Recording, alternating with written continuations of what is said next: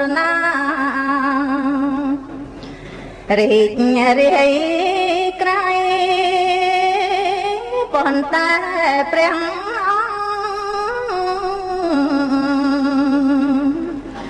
សង្ខេបផ្លៃតែមានអត្តន័យខ្លឹម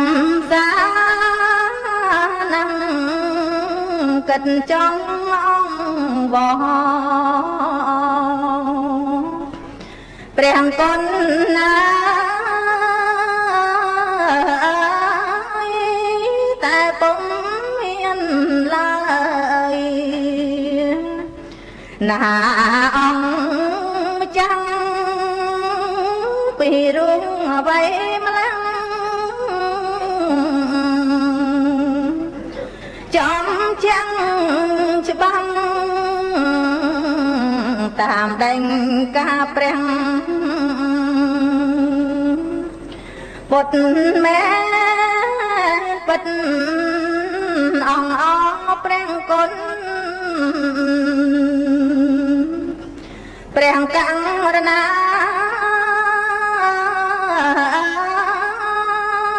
សាវកសង្ឃស្ដាដល់ប្រណិតវេជ្ជសាច់ធរល្អពេញចិត្តបញ្ហាជីវិតរបស់សត្វព្រះធម៌ព្រីបដូចជាអាជ្ញា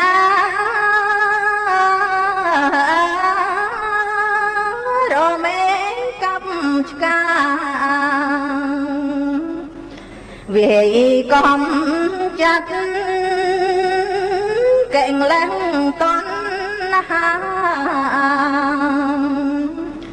វិញនាងបាក់រសាយរស័តប្រត់ពេ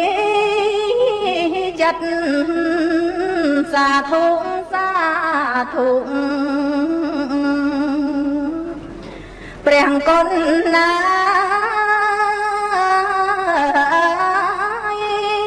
អីលើ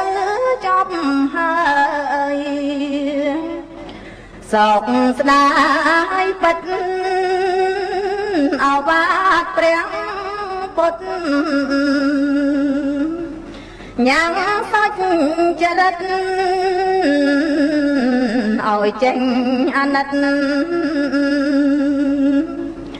គិតមេតាមានចិត្តអាភ័យនឹងសន្ដង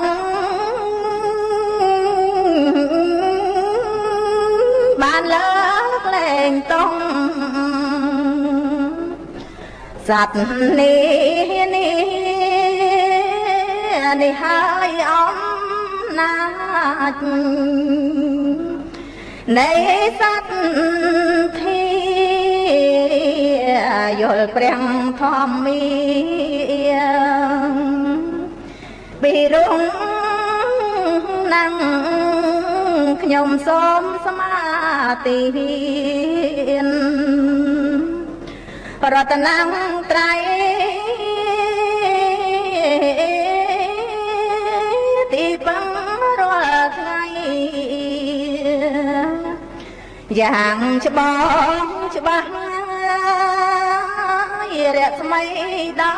យជីវិតកិតប្រកាំង